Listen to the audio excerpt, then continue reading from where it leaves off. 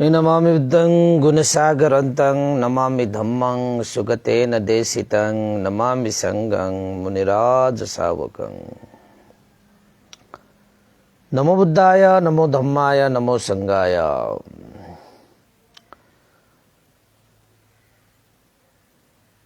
श्रद्धालु उपासक उपासिका तथा सधर्म प्रेमी महानुभावहरू, आज मिति 2079 साल श्रावण 11 गते बुधबार बिहानको 8 बजेदेखि 9 बजेसम्मको फेसबुक लाइभ धर्मदेशना लिएर सदाझै म भिक्षु विमलो श्री सिद्धिमंगल बुद्ध विहार सिद्धिपुर सानगाउँ थसी महालक्ष्मी नगरपालिका वडा नम्बर 6 बुद्ध मार्ग ललितपुरबाट तपाईहरुको सामुन्ने धर्मदेशना लिएर उपस्थित भइसकेको छु। आजको 855औं भाग फेसबुक लाइभ धर्मदेशनामा र आज हाम्रो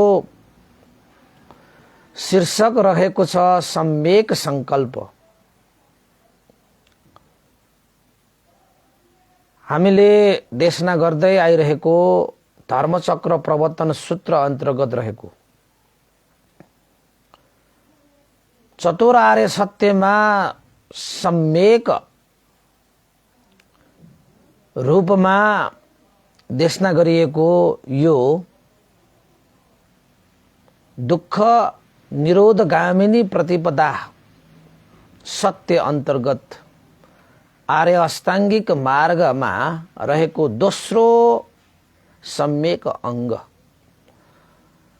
जसलाई हामी सम्यक संकल्प भनेर हामी बुझ्छौं। त भगवान बुद्धले पञ्चभद्र वर्गीय भिक्षुहरूको लागि सम्यक संकल्पमा के देशना गर्नुभएको छ भन्ने विषयलाई आज हामी चर्चा गर्छौं।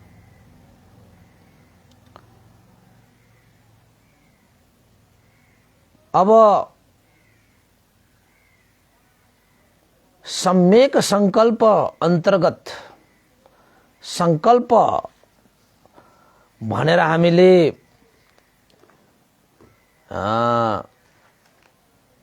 यसलाई व्याख्या गर्ने हो भने संकल्प भनेको तपाईले एउटा मनमा एउटा छुट्टै किसिमको संकल्प गर्ने,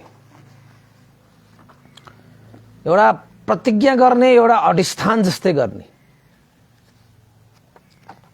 हैन। यसलाई चाहिँ सम्यक संकल्प भनेर भनिन्छ। एउटा सम्यक विचार, सम्यक उद्देश्य, सम्यक प्रतिज्ञा, सम्यक अधिष्ठान लाई नै यहाँ हामीले सम्यक संकल्प भनेर संक्षिप्त रूपमा व्याख्या गर्न सकिन्छ, संक्षिप्त रूपमा हामीले अर्थ दिन सकिन्छ। त जीवनमा यो संकल्पको ठूलै महत्व छ। तपाईको सही संकल्प तपाईले लिन सक्नु भएन भने तपाईले लक्ष्य प्राप्त गर्न सकिदैन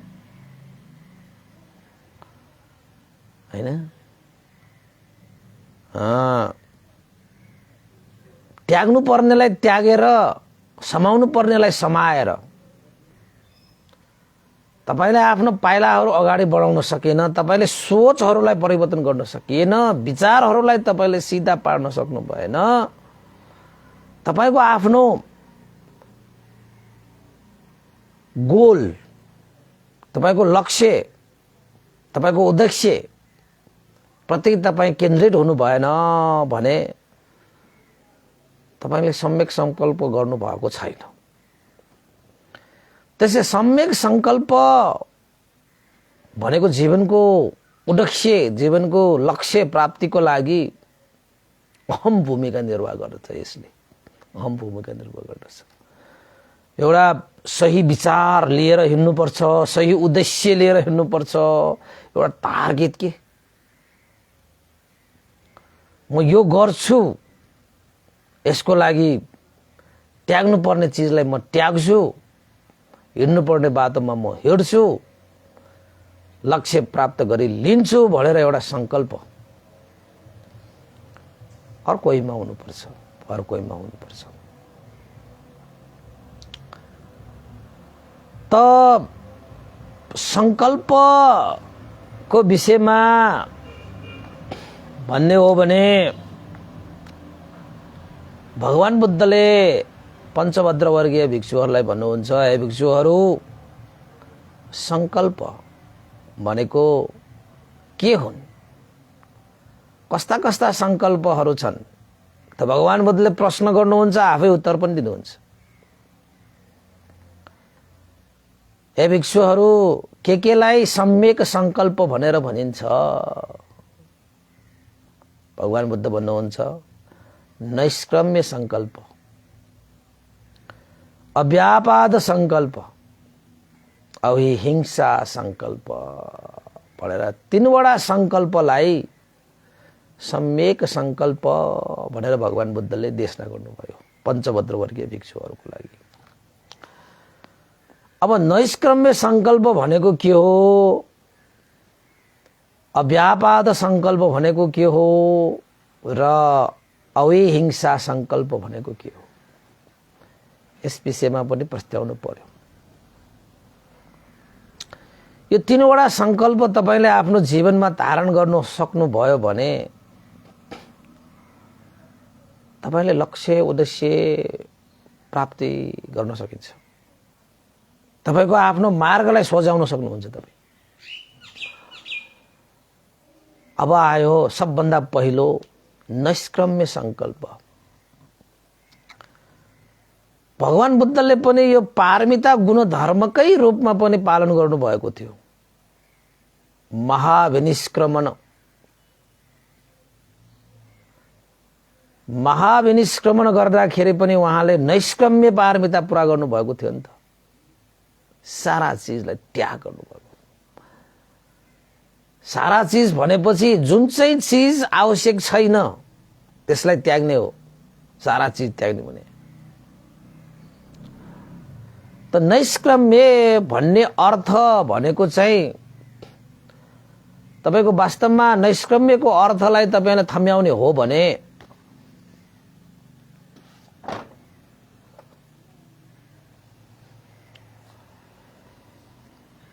तपाईको पंचकाम गुण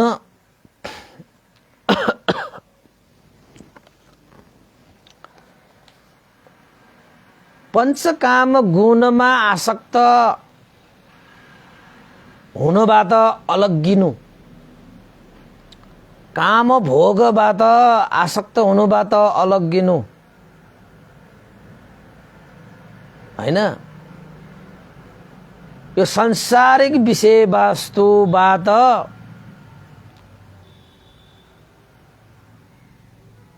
बाँडिएर नबस्नु, त्यस्ता चीजहरूलाई चटक्कै त्यागेर छोडेर सम्यक रूपमा जीवन यापन गर्ने संकल्पलाई नैष्क्रम्य संकल्प भनेर भनिन्छ। नैष्क्रम्य संकल्प भनेर भनिन्छ। अब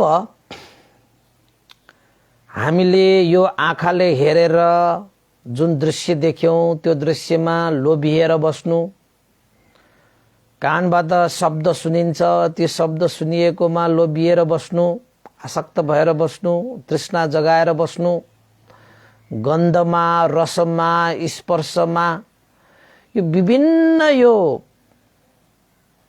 हैन चक्षु, श्रोत, कान, जीवा, काय भनेर चाहिँ जुन इन्द्रियहरू छन्, यस इन्द्रियहरूबाट जुन विषय प्रति स्पर्श हुन्छ त्यहाँबाट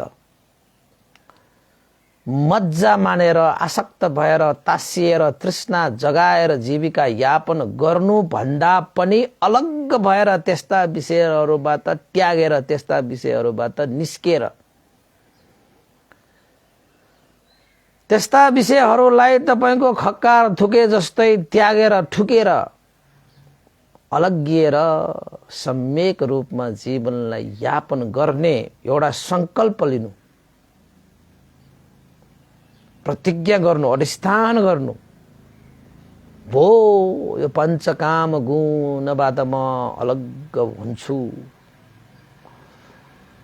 यो पञ्चकाम गुणमा आसक्त भएर म बस्दिन,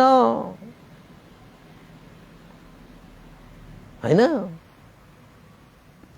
यो घर, यो खेत, यो छोरा, यो छोरी, यो इष्ट, यो मित्र, यस्ता विषयहरूमा बाँधिएर नबस्ने के। त्यस्ता बन्धनहरूलाई चुडालेर चाहिँ तपाईँ आफ्नो लक्ष्य उद्देश्य प्राप्ति यानी कि दुःखबाट मुक्त हुनको निमित्त त्यस्ता बन्धनहरूबाट छुट्टिएर जाने।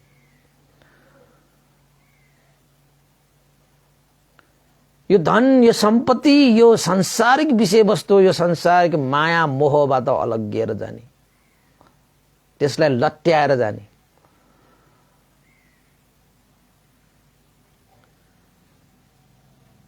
यो संसारिक विषयवस्तुमा बसेर काम भोग गर्दिन, यस्ता काम भोगबाट म अलग हुन्छु। भगवान बुद्धले पनि त तपाईको 29 वर्षको उमेरमा सारा चीज त्यागे नि। काम गुणबाट पनि अलग भए, काम भोगबाट पनि अलग भए, हैन? तपाईको मान पद प्रतिष्ठा यश, हैन?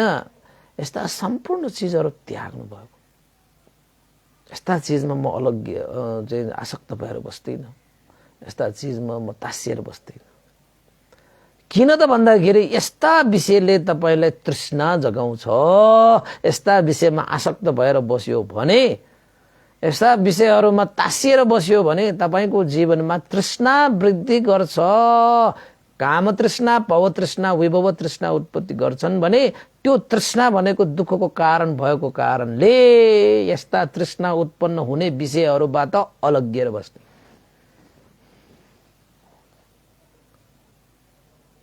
बुझ्नु भएको छ नि कुरा? यस्ता विषयहरू चाहिँ यो संसारमा सांसारिक विषयहरूमा बसिसकेपछि जीवनयापन गरे, सांसारिक विषयहरू नचाहिने भने होइन, चाहिन्छ। तर त्यस्ता विषयहरूमा तपाईको आसक्त भएर तासिएर नबस्ने। यस्ता विषयले तपाईलाई चाहिँ तृष्णा जगाएर तपाईले दुःखको खाडलमा खसाल्छ, दुःखको सागरमा डुबाउँछ त्यसले। त्यसैले यस्तो संकल्प गर्नु पर्यो, कमलको फूल जस्तो हिलोमा फुलेर पनि हिलोबाट अलग भएर बस्ने उसले, त्यो कमलले आफ्नो जीविका त्यसरी यापन गर्छ। हो त्यसरी नै हामी पनि यो संसारमै बस्ने हो। जन्मेपछि त यो संसारमै बस्नु पर्यो। त यो संसारमै बसेर पनि यो संसारिक काम गुणहरू, काम भोगहरू, काम आसक्तिहरू, पञ्चकाम गुणहरूबाट अलग भएर बस्ने, चटक्क त्यागेर छोडेर त्यहाँबाट निस्किने भनेको। अब तपाईको यो पञ्च इन्द्रियहरूबाट जुन विषयहरूलाई ग्रहण गरेर आसक्त बनाउँछ, तासिने स्वभाव हुन्छ, तृष्णा जगाउने हुन्छ, यस्ता वस्तुहरू विषयहरूबाट पनि निस्किने। यो घर परिवार, यो धन दौलत, हैन, यस्ता संसारिक माया मोहहरूबाट पनि निस्किने। काम छन्द व्यापाद थिन मिद्द उद्दच्च कुकुच्च विचिकित्सा जस्ता पञ्च निवर्ण धर्महरूबाट पनि निस्किने। त्यस्ता विषयहरूमा बाँडिएर नबस्ने, त्यस्ता चीजहरूलाई त्यागेर त्यहाँबाट निस्किने। यसलाई चाहिँ नैष्कम्य संकल्प भनेर भनिन्छ। म यस्ता विषयहरूमा बाँडिएर बस्दिन, म यस्ता विषयहरूलाई त्यागेर, हैन, दुःखको मुक्ति मार्गमा म लाग्छु। किन त यो सम्पूर्ण पञ्चकाम गुण पञ्चभोगहरू हैन, यो काम भोगहरू पञ्चकाम गुणहरू, यो सांसारिक विषयवस्तुहरू, यो माया मोहहरू, यो सबै चीजहरू दुःखको कारणहरू हुन्। यो तृष्णा जगाउँछ यसले। यसलाई म त्याग्छु, यस्ता विषयहरूबाट म निस्किन्छु भनेर एउटा सही विचार, सही उद्देश्य, सही प्रतिज्ञा, सही अधिष्ठान गर्ने कार्यलाई नै नैष्कर्म्य संकल्प भनिन्छ। यो नैष्कर्म्य संकल्प गर्नुभयो भने तपाईँ सम्यक संकल्पमा पर्नुहुन्छ। किन भन्दाखेरि यो सत्य हो नि, यो मार्ग सत्यमा आएको यो सत्य हो नि। किन सत्य हो त भन्दाखेरि यस्ता यो विभिन्न यो संसारिक विषयवस्तुहरूले त तपाईलाई चाहिँ यसमा आसक्त भएर बस्यो, तासिएर बस्यो भने तृष्णा जगाउँछ। तृष्णा भनेको त दुःखको कारण हो, त दुःखको बिउ हो, दुःखको जरा हो। त यसले चाहिँ तपाईको वृक्ष बनाउँछ, यसले त फल फलाउँछ। दुःख फलाउँछ, यसले सुख त फलाउँदैन। तृष्णाले कहीँ सुख फलाउँछ? फलाउँदैन। त्यसैले पञ्चकाम गुणमा, काम भोगमा, यो सांसारिक विषयमा लिप्त नभइकन जीवन यापन गर्ने उद्देश्य, जीवन यापन गर्ने प्रतिज्ञा, जीवन यापन गर्ने अधिष्ठान, यसलाई नैष्कर्म्य संकल्प भनेर भनिन्छ। यस्ता विषयहरूलाई चटक्कै त्यागेर जाने, यस्ता विषयबाट चटक्कै अलग भएर जाने हैन। त्यसैले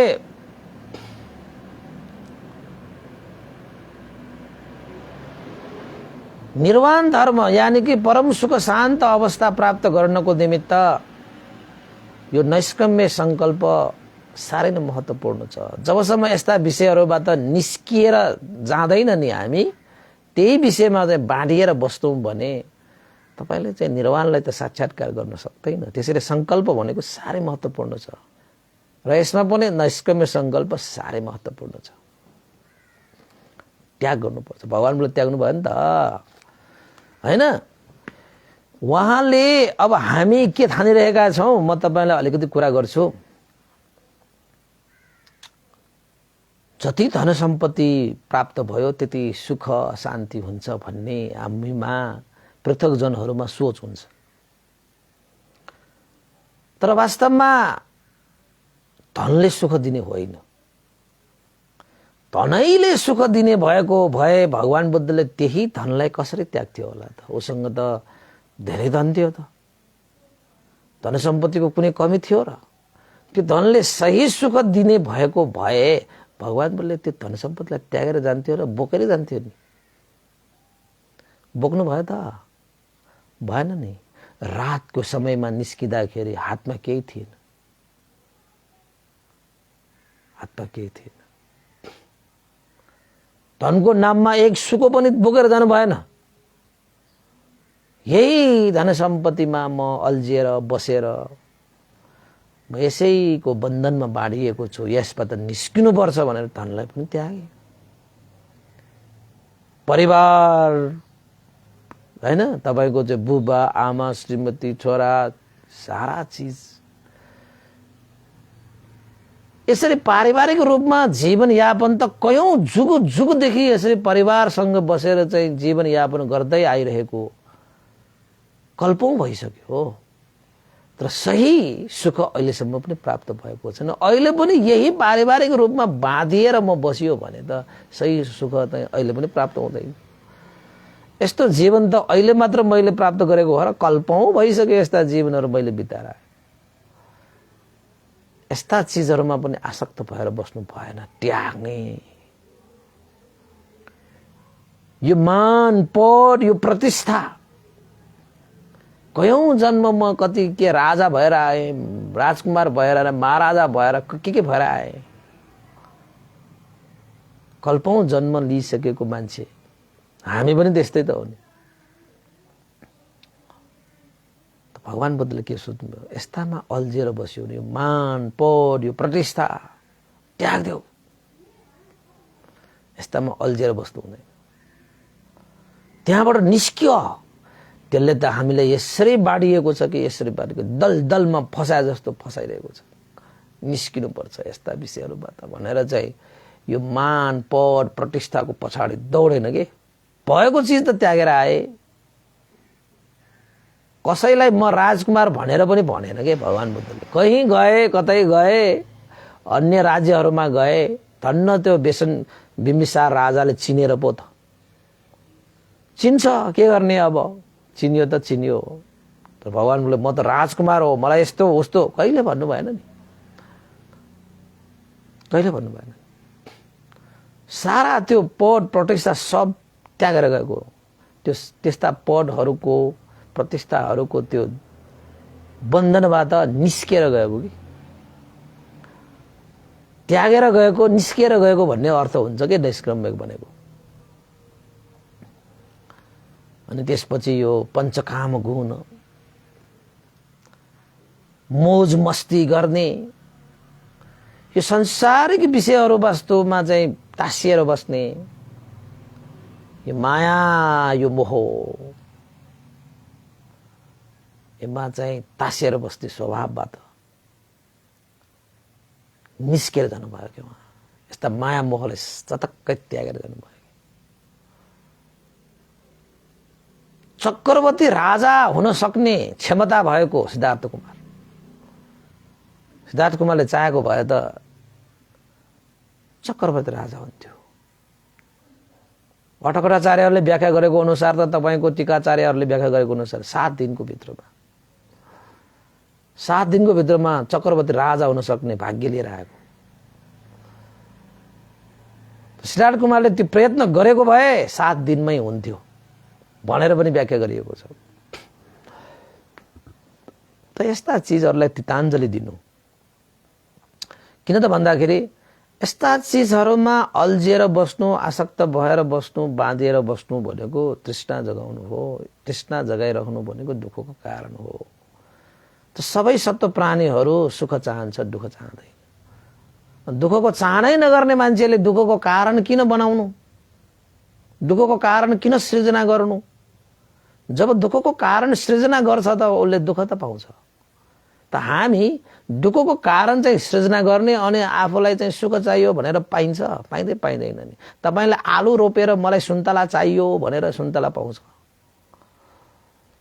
रोपेको आलु पाउने इच्छा, चाहना, सुन्तला कहीं मिल्ने सूत्र भयो र? सूत्र नमिलेपछि हिसाब किताब मिल्दैन कि। त जीवनमा पनि यो सूत्र नमिल्ने बित्तिकै तपाईको जीवनमा सुख पाउँदैन कि। जीवनको हिसाब किताबै मिलेन कि। सूत्रै मिलेन, हिसाब कहाँबाट मिल्छ? सूत्रहरू प्रयोग गर्दै गर्दै त तपाईको हिसाब किताब मिल्ने हो नि त। अब सूत्रै मिलेन, हिसाब नमिले जस्तै जीवनमा तपाईले गर्नुभएको कर्मै मिलेन त तपाईलाई सुख कहाँबाट आउँछ?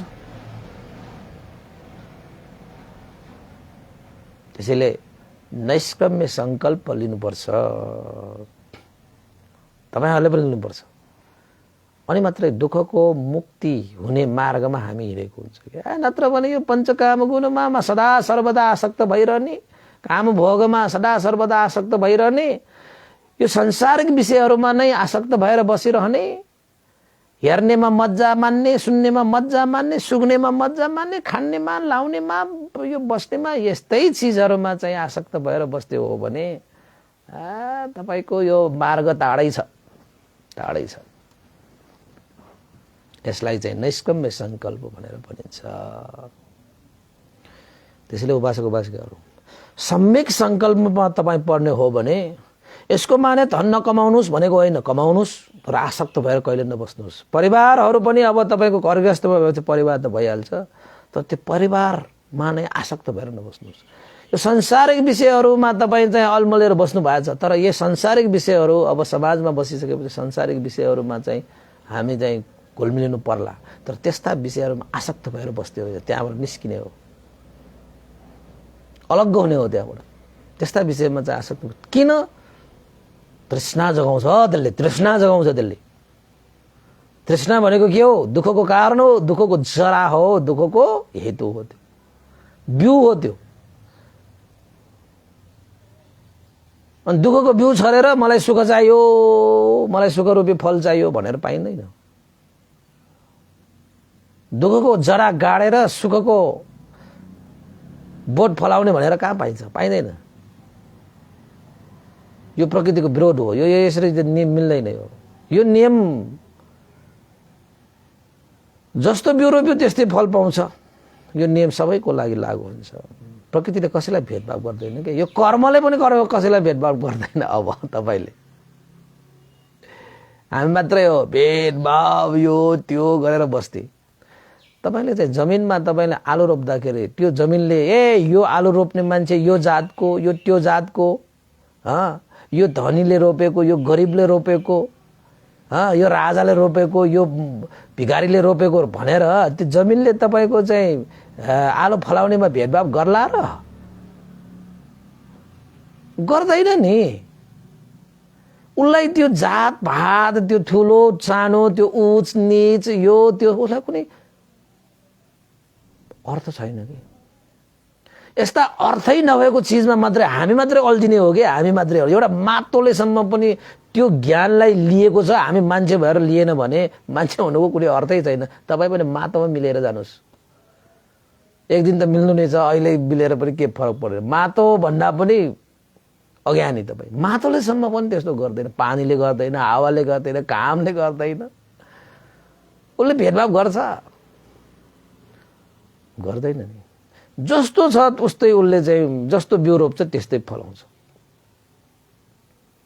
अब तृष्णा भनेको त दुःखको बिउ भएपछि दुःखै फल्छ नि। त्यो तृष्णाले तपाईको ठुलो सानो भन्दैन। जसले रोप्छ, गरिबले रोप्छ, त्यो दुखी मान्छेले तृष्णा रोपे पनि दुःखै पाउँछ उसले। यो त दुखी मान्छे पर्यो, यसलाई त सुख दिनुपर्छ भने तपाईको कर्मले तपाईँ त्यो तृष्णा रोपेर तपाईले सुख दिँदैन, दुःखै दिन्छ। त्यस्तै हो बाचको बाचका। त्यस्ता चिजहरू यो संसारिक विषयवस्तुहरू पञ्चकाम गुण पञ्चभोगबाट यो माया मोहबाट छुट्टिएर जाने, निस्केर जाने, त्यागेर जाने नैष्कम्य पारमिता पुरा भएको जस्तै हामीले यहाँ नैष्कम्य संकल्प गर्ने के। त्यसपछि आयो अर्को संकल्प भनेको अव्यापाद संकल्प। अव्यापाद संकल्प भनेको चाहिँ कस्तो त भन्दाखेरि व्यापाद भनेको द्वेष, क्रोध, रिस। अव्यापाद भनेको अद्वेष, अक्रोध, अरिस भनौं न। यो रिस, यो राग, रिस, राग, क्रोध, द्वेषले कसैलाई लाभ गर्छ? कसैलाई लाभ गरेको देख्नु भएको छ तपाईले? रिस, राग, क्रोध, द्वेष यस्ता विषयले। किन त भन्दाखेरि यो रिस रागमा तपाईको मोह हुन्छ के। मोह भनेको यसको लिडर, यो नेता हो कि। यो नेता त यो मोहले, यो रिस राग भनेको तपाईको, द्वेष क्रोध भनेको चाहिँ तपाईको अन्धो हुनु जस्तै हो। अन्धो भएपछि तपाईको रिस क्रोध द्वेष जिस्केपछि तपाईले केही देख्दैन कि। मैत्री देख्दैन, करुणा देख्दैन, दया माया प्रेम स्नेह ममता यस्ता कुराहरू केही देख्दैन। उसले त अगाडि के मात्र देख्छ त? अन्धकार, अन्धकार मात्र देख्छ, के पनि देख्दैन। त्यसैले यो व्यापाद द्वेष क्रोध रिस भनेको चाहिँ अन्धो हुनु सरी हो। अन्धोपन भन्छ नि त। यसले कसैलाई हानि, जो रिसाएका छन्, द्वेषी छन्, उसलाई पनि हानि गर्दैन, उसको अगाडिको मान्छेले पनि हानि गर्दैन, लाभ गर्दैन, त्यसले गर्दैन। रिस बोक्नेलाई पनि लाभ गर्दैन, रिस बोकेको अगाडि बस्दिएको मान्छेलाई पनि यसले चाहिँ लाभ गर्दैन। त्यसैले रिस भनेको, द्वेष भनेको, क्रोध भनेको अन्धोपन। तपाई दिनको कतिचोटि अन्धो हुनुहुन्छ? जब जब तपाई रिसाउनुहुन्छ तब तब तपाई अन्धो हुनुभएको हो। कतिपल्ट अन्धो हुनुभयो तपाई? आँखा भइकन पनि अन्धो। आँखा नभएर होइन, आँखा नहुनेहरू त बिचरा उनीहरूको कर्मले अन्धो नै भयो। यो मासुको आँखा नभए पनि हृदयको आँखा खोल्ने हो। म अन्धो भएँ भनेर चिन्ता लिएर बस्ने होइन। तपाईको कर्म संस्कारले तपाई अन्धो हुनुभयो। चिन्ता नलिनुहोस्, यो हृदयको आँखा कसले अन्डो बनाउन सक्छ? खोल्नुहोस् हृदयको आँखा, तपाईँले चाहे जस्तो खोल्न सक्नुहुन्छ। अब यहाँनिर चाहिँ तपाईँको द्वेष क्रोध रिस गर्ने त आँखा भइकन पनि अन्धो भएको, उसले त यो आँखा मात्र अन्धो गरेको होइन, त्यो हृदयको आँखा पनि अन्धो गरेको। किन द्वेष आयो नि त, भित्रबाट आयो नि त, द्वेष भनेको त भित्रबाट आउने होइन। अनि द्वेष क्रोध रिस भनेको चिज काला सर्प जस्तो कि। काला सर्प भनेको कस्तो हुन्छ? विषधारी हुन्छ नि त।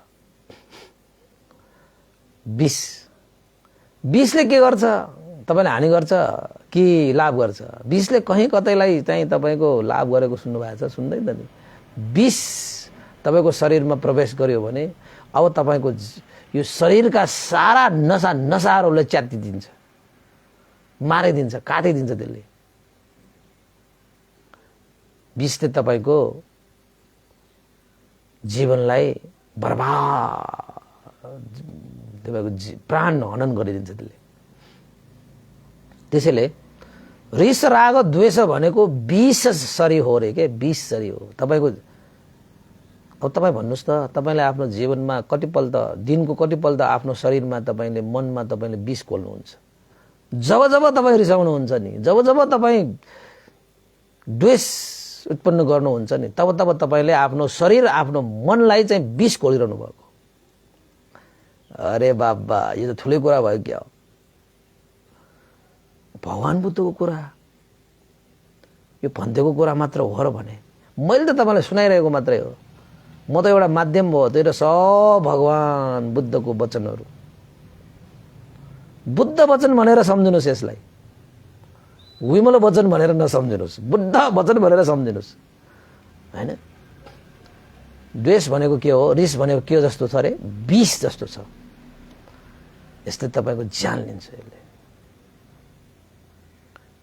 विष शरीरमा पसिसकेपछि आँखाले, देख्ने आँखा पनि अन्धो हुन्छ, सुन्ने कान पनि बहिरो हुन्छ, सुँघ्ने नाक पनि के हुन्छ, जिब्रो पनि के हुन्छ, यो शरीर, हात खुट्टा, यो मन, यो मुटु, यो सारा चिजहरू के भएर जान्छ? स्थिर भएर जान्छ, चल्दैन। सबै चिज नचलेपछि तपाईको हात खुट्टा पनि स्थिर भएर, विष खायो भने के हुन्छ भन्ने कुरा त मैले भनिरहनु पर्दैन नि। मैले तपाईलाई विष भन्ने एउटा चाहिँ उपमा मात्र दिदिए। यसले चाहिँ हानि गर्छ भन्ने अर्थ लाग्छ हैन। द्वेष क्रोध रिस र व्यापाद भनेको चिज भनेको काल जस्तो हो रे कि। काल जस्तो हो। काल भनेको आयो भने के हुन्छ? लान्छ उसले। कालले त तपाईलाई हैन के गर्छ? अब काल आयो भने तपाईँ के हुन्छ? अब त मैले भनिरहनु पर्दैन। त तपाईको जीवनमा कतिपल्ट काल आयो, जब जब तपाईले द्वेष उत्पन्न गर्नुहुन्छ, रिस उत्पन्न गर्नुहुन्छ, क्रोध उत्पन्न गर्छ, व्यापाद उत्पन्न गर्नुहुन्छ, तब तब तपाईको नजिक चाहिँ काल आयो है। भन्न सकिँदैन, त्यसलाई च्याप्प टिपेर तपाईलाई लगिहाल्छ कि के हो हैन। त्यसैले सम्यक संकल्प भनेको अव्यापाद संकल्प। म रिस क्रोध द्वेष व्यापाद रहित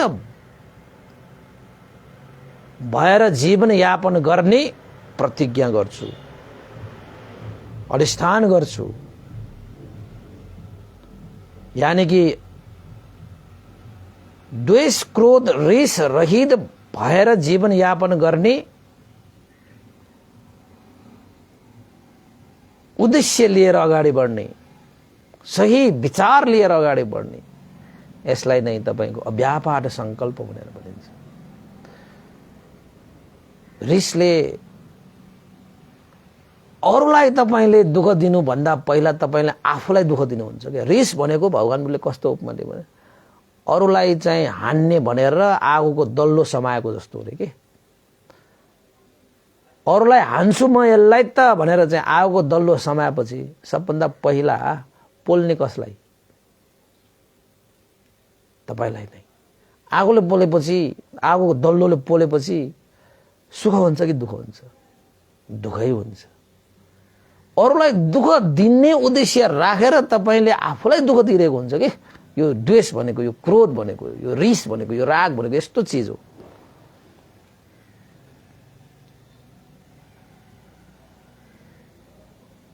आगोको दल्लो तपाईले कतिपल्ट समाउनु भयो ल भन्नुहोस् त? आज बिहान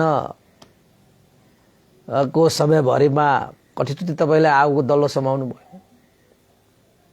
अरूलाई फोहोर गर्ने उद्देश्य राखेर पहिला आफू फोहोर हुने काम, अरूलाई दुःख दिने उद्देश्य राखेर पहिला आफू दुखी हुने काम यो।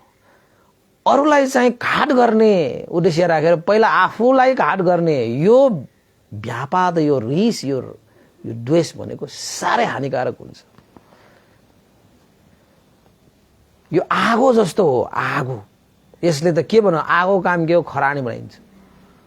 त्यसैले यो व्यापाद भनेको चिज, द्वेष क्रोध रिस भनेको चिजले तपाईको जीवनलाई पनि खरानी बनाइन्छ। तपाई खरानी बन्नको लागि हैन किन हतार गर्नुहुन्छ? एक दिन त सबै खरानी भएर गइहाल्छ नि त। अहिले किन हतारिनु हुन्छ के तपाई? जिन्दगी सबै एक दिन खरानीमा परिणत भइहाल्छ। आगोले जलाइसकेपछि आगोको सिरानी राखेर जानुपर्छ हैन? मसान घाटमा ढलेर आगोमा जलेर खरानी भएर जानु त सबैलाई छ। किन हतार के तपाईलाई?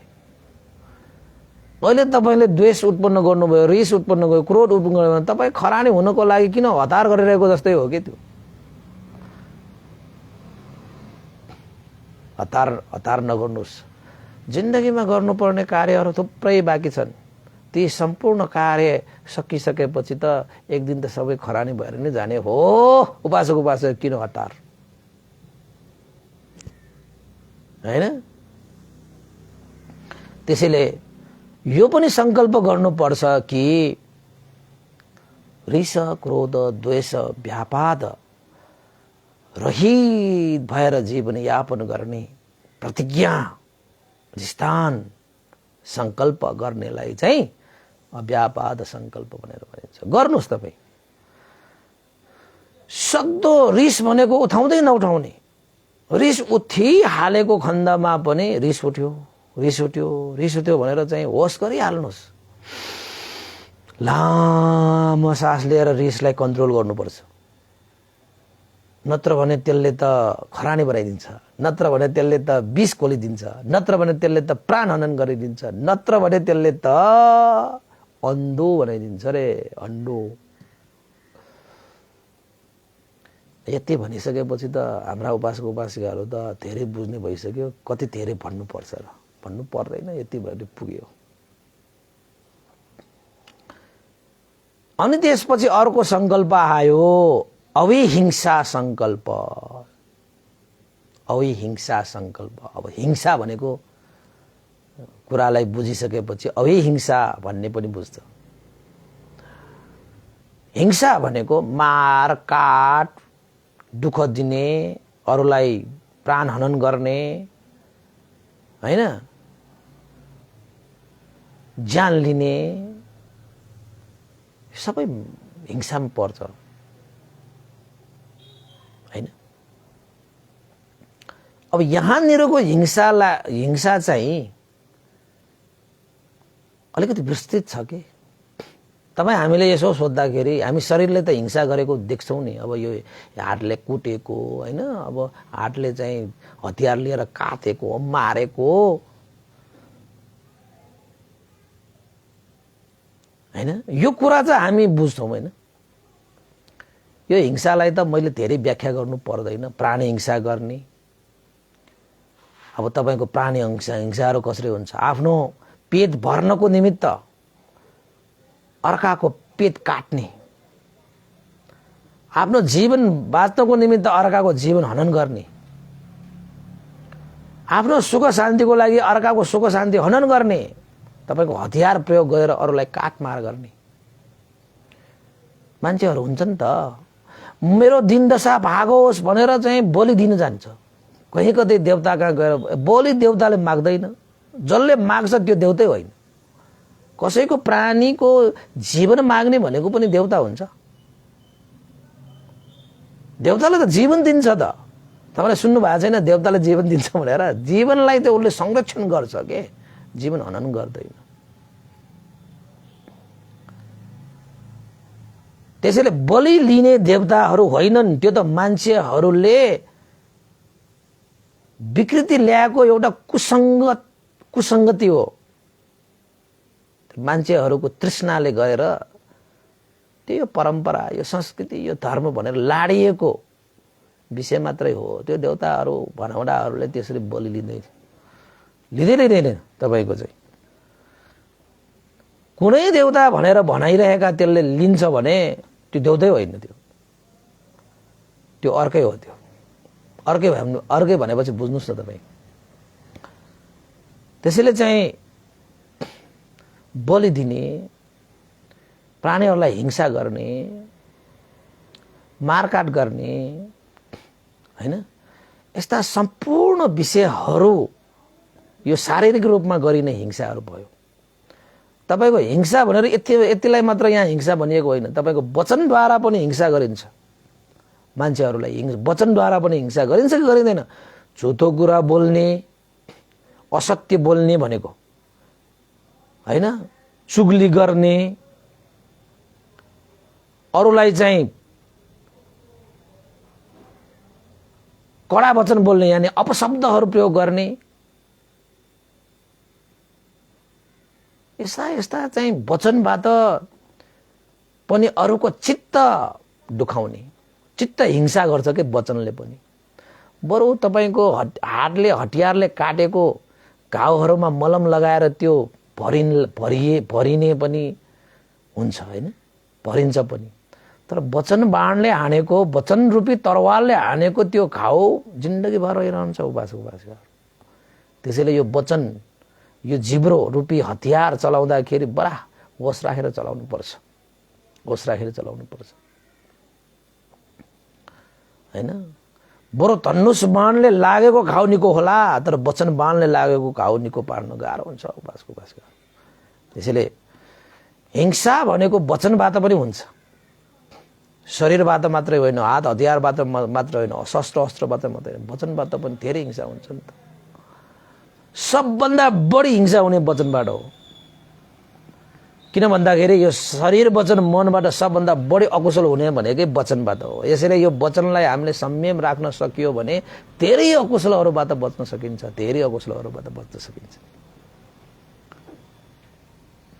त्यसरी अनि मनबाट पनि हिंसा गरिन्छ। मनबाट पनि नाना थरीकाहरू सोचेर हैन, भएका नभएकाहरू छिटाएर, अरूहरूको बारेमा यो त्यो सोचेर विचार गरेर, मनबाट पनि विभिन्न यो चाहिँ लोभ, द्वेष, मोह रूपी धारणाहरू सृजना गरेर, मिथ्या दृष्टिहरू सृजना गरेर, विचिकित्साहरू सृजना गरेर, मनबाट पनि अरूको अहित छिटाइरहेको पनि त्यो पनि एक किसिमको हिंसा नै हो, मनोहिंसा। नाना थरीका सोचेर अरूलाई सराप्ने, अरूको अहित चिताउने हैन, तपाईको कपटी स्वभावहरू, आफूलाई पनि हिंसा गरिरहेको, अरूलाई पनि हिंसा गरिरहेको, त्यो पनि हिंसा हो। यस्ता हिंसाबाट हाम्रो शरीर वचन मनबाट हुने जति पनि हिंसाहरू छन्, ती हिंसाहरूबाट अलग भएर बस्ने, हिंसात्मक भावनाबाट रहित हुने जीवनयापन, हिंसात्मक भावनाबाट अलग्गिएर बस्ने प्रतिज्ञा र अधिष्ठानलाई नै यहाँ अहिंसा संकल्प भनेर भनिन्छ। त्यसैले हामी मान्छे भनेको अरूको लागि जिउने मान्छे, जिउने प्राणी। अनि अरूको जीवन नै लिने हो भने त मान्छे भएन नि। त्यो मनुष्यको स्वभाव होइन नि। त्यसैले अभिहिंसा संकल्प पनि गर्नुपर्छ। सम्यक संकल्प हुनको लागि म यसरी प्रतिज्ञा गर्ने, हेर्नुस्, म आफ्नो शरीर वचन मनबाट कुनै पनि प्राणीहरूको हिंसा गर्दैन, हत्या गर्दैन, घात गर्दैन, प्रतिघात गर्दैन, सबैप्रति समान मैत्री र करुणा दृष्टिले हेर्छु। कसैको दुःख चिताउँदैन, कसैको चित्त दुखाउँदैन, कसैलाई चाहिँ घात प्रतिघात गर्दैन भन्ने प्रतिज्ञा गर्दछु भन्ने अर्थ लाग्छ कि यो अहिंसा संकल्प भने त्यस्तो गर्नु भएको छ तपाईले कहिले? हुन त तपाईले यो अहिंसा संकल्प अनुसार कर्म त गर्दै जानु भएको होला। तपाईले मारकाट यस्ता चाहिँ दुःख दिने, अरूलाई चाहिँ चित्त दुखाउने यस्ता कुराहरू चाहिँ गर्नु भए छैन होला। तर सम्यक संकल्प हुनको निमित्त एकचोटि चाहिँ संकल्पै गर्नु पर्यो कि अहिंसा नै संकल्प गर्यो। हुन त तपाईको शरीर वचन मनबाट यस्ता कुराहरू भइरहेको छैन, तर मनमा चाहिँ के गर्नु, संकल्पै लिनु पर्यो। म गर्दै गर्दैन यस्ता कुराहरू, म त्याग्छु, म यस्ता कुराहरूबाट अलग हुन्छ, यस्ता कुराबाट म सेवन गर्दै गर्दैन। हिंसा रूपी मार्ग, हिंसा रूपी भावना, हिंसा रूपी वचन म प्रयोग गर्दै गर्दैन। यस्ता मार्गमा म लाग्दैन। सबैप्रति बरु मैत्री राख्छु, करुणा राख्छु। हिंसात्मक कार्यबाट, हिंसात्मक भावनाबाट म अलग गिएर बस्छु भन्ने प्रतिज्ञा गर्दछु। यसको लागि त तपाईको जीवनमा के चाहिन्छ थाहा छ? मैत्री चाहिन्छ, उपेक्षा भावना चाहिन्छ। त्यसैले भगवान बुद्धको मैत्री र उपेक्षा पारमिता हेर्नुस् त कस्तरी सहनु भयो। यसले चाहिँ तपाईको सहनशीलता वृद्धि गर्छ। सबैमा मैत्री, सबैमा चाहिँ मैत्री र करुणा जगाउँछ। अनि मात्र तपाईले चाहिँ अहिंसा संकल्प गरेको ठहरिन्छ। त्यसैले यी तीनवटा संकल्पलाई तपाईले राम्रोसँग आफ्नो जीवनमा सम्पादन गर्नुभयो, धारणा गर्नुभयो, पालन गर्नुभयो भने तपाईको आर्य अष्टाङ्गिक मार्ग यानि कि दुःखबाट मुक्त हुने मार्गको दोस्रो अङ्ग तपाईको जीवनमा परिपूर्ण भयो। सम्यक दृष्टि पूर्ण भए जस्तो सम्यक संकल्प पनि पूर्ण भयो। अब म सरसर्ती भन्छु, नैष्कर्म्य संकल्प, अव्यापाद संकल्प, अहिंसा संकल्प। नैष्कर्म्य संकल्प भनेपछि यो संसारिक पंचकाम गुण, काम भोग, संसारिक विषय माया मोहबाट अलग भएर बस्ने, अलग भएर जाने, त्यस्ता चीजहरुबाट निस्केर आउने, निस्केर जाने। यस्ता चीजहरुमा आसक्त भएर बस्दिन भनेर त्यसबाट चाहिँ अलगिएर जाने, जान्छु भनेर चाहिँ तपाईले प्रतिज्ञा गर्नुहुन्छ भने त्यसलाई नैष्कर्म्य संकल्प, अलग भएर जीवन यापन गर्ने संकल्प नैष्कर्म्य संकल्प। अव्यापाद संकल्प, रिस, द्वेष, क्रोध, व्यापाद रहित भएर जीवन यापन गर्ने संकल्प। अहिंसा संकल्प, म शरीर वचन मनबाट कसैको कुनै पनि प्राणीको हत्या, हिंसा, घात, प्रतिघात, हिंसात्मक काम, हिंसात्मक भावनाबाट अलग भएर मैले जीवन यापन गर्ने प्रतिज्ञा गर्छु, अधिष्ठान गर्छु भनेर संकल्प गर्नेलाई अहिंसा संकल्प भनेर भन्छ। गर्नुस्, अहिले नै गर्नुस्, ढिला होला फेरि, अनिखेर गरौँला भन्नु होला। पानी एकचोटि खाएपछि संकल्प पनि सकिया फेरि, हैन? त्यसैले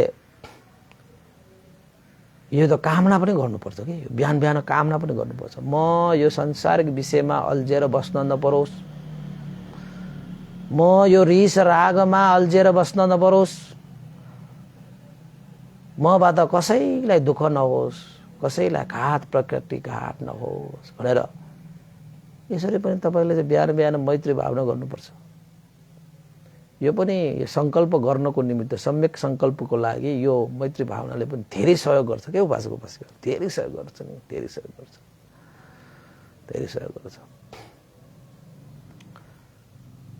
त्यसैले आर्य अष्टाङ्गिक मार्ग भनेको दुःखबाट मुक्त हुने मार्ग भएको कारणले, सुख र शान्ति प्राप्त गर्ने मार्ग भएको कारणले, भवचक्र अन्त गर्ने मार्ग भएको कारणले, तृष्णा र अविद्यालाई क्षय गर्ने मार्ग भएको कारणले यसरी सम्यक संकल्पलाई सही रूपमा यसलाई धारण गर्नुपर्छ, पालन गर्नुपर्छ। अनि मात्रै तपाईको आर्य अष्टाङ्गिक मार्गको अङ्गहरू पुरा हुँदै आउने हो। यही अङ्गहरू पुरा भइसकेपछि मात्रै तपाईले निर्वाण धर्मलाई साक्षात्कार गर्ने हो, भवचक्रबाट मुक्त हुने हो, अविद्या र तृष्णालाई क्षय गर्ने हो, यो 31वटा भुवनमा आश्रय लिनुबाट मुक्त हुने हो। यो आश्रय लिनुपर्ने जुन कर्महरू सबै क्षय गर्ने हो भनेको तपाईको सारा कर्महरू क्षय हो। अब अनि प्राप्त हुने भनेको परम सुख शान्त निर्वाण मात्रै हो। बुद्ध भगवानले देखाउनु भएको यो उत्तम मार्ग, श्रेष्ठ मार्ग, पनित मार्ग, कल्याण मार्ग, मङ्गल मार्ग भएको हुनाले हामी सुखकामी, शान्तिकामी प्राणीहरू अनिवार्य रूपमा यो मार्गमा जानै पर्छ। यो मार्गमा जानको निमित्त अङ्गहरू पुरा गर्नुपर्छ। ती अङ्गहरू मध्येको एउटा अङ्ग हो सम्यक संकल्प। यही सम्यक संकल्प अन्तर्गत रहेको नैष्क्रम्य संकल्प, अव्यापाद संकल्प, अहिंसा संकल्पलाई आजै अहिले नै प्रतिज्ञा अधिष्ठान गर्दै जीवनयापन गरौँ भन्ने